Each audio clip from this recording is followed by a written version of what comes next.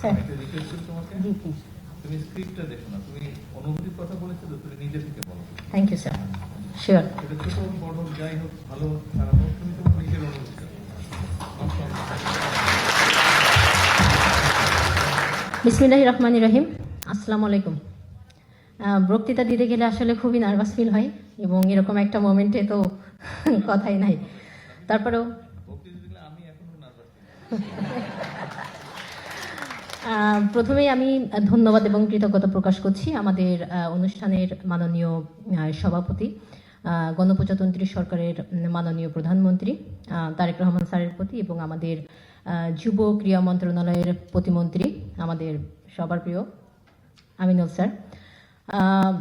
আমাদের সংবর্ধনা পাওয়াটা সবসময় আমাদের জন্য অনেক গর্বের এবং আনন্দের, এবং সেই সাথে যখন দেশের প্রধান এবং যারা ক্রীড়াক্ষেত্রে অবদান রাখছেন এবং আমাদের যারা গার্ডিয়ান হিসেবে কাজ করেন তাদের থেকে যখন এভাবে সম্মান পাই, এটা আমাদেরকে আরও ইন্সপায়ার করে।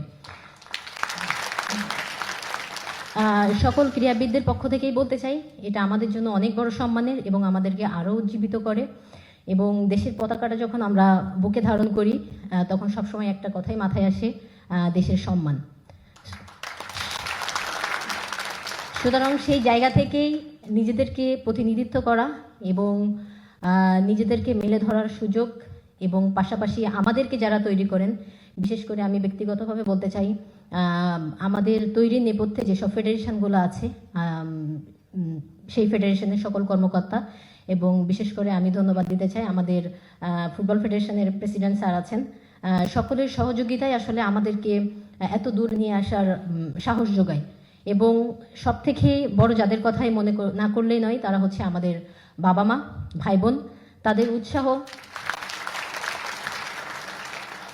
উদ্দীপনায় আজকে আসলে আমরা এখানে এসে পৌঁছাতে পেরেছি, এবং আমার জন্য অনেক বড় গর্বের বিষয় যে আমি এরকম একটা মঞ্চে দাঁড়িয়ে নিজেকে উপস্থাপন করতে পারছি। এবং আমি আমাদের ক্রীড়া প্রতিমন্ত্রী স্যারের কে নিয়ে একটু বলতে চাই। তিনি নিজেও একজন সাবেক সাফজয়ী খেলোয়াড় এবং ক্রীড়াবিদ, সুতরাং তিনি আমাদের অনুভূতিগুলো খুব ভালো করে বুঝেন। এবং আমি আশা রাখবো বাংলাদেশের অনেক স্পোর্টস এখন অনেকভাবে এগিয়ে যাচ্ছে, এবং পার্সোনালভাবে আমাদের স্যার প্রথমবারের মতো আমরা ফুটসাল চ্যাম্পিয়নশিপ খেলতে গিয়েছিলাম, এবং আমরা একটা ভালো রেজাল্ট নিয়ে আসছি। সো সেই জায়গা থেকে বাংলাদেশে কোনো ফুটসাল গ্রাউন্ড নাই।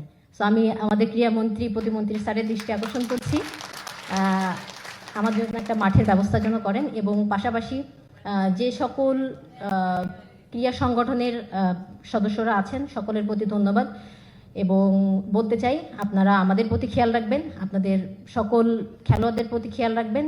আশা করি বাংলাদেশকে আমরা যে সাফল্য এনে দিয়েছি তার থেকে আরও অনেক অনেক সাফল্য আমরা এনে দিতে পারব।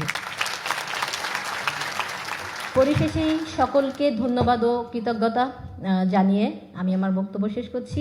সকলে ভালো থাকবেন। আসসালামু আলাইকুম।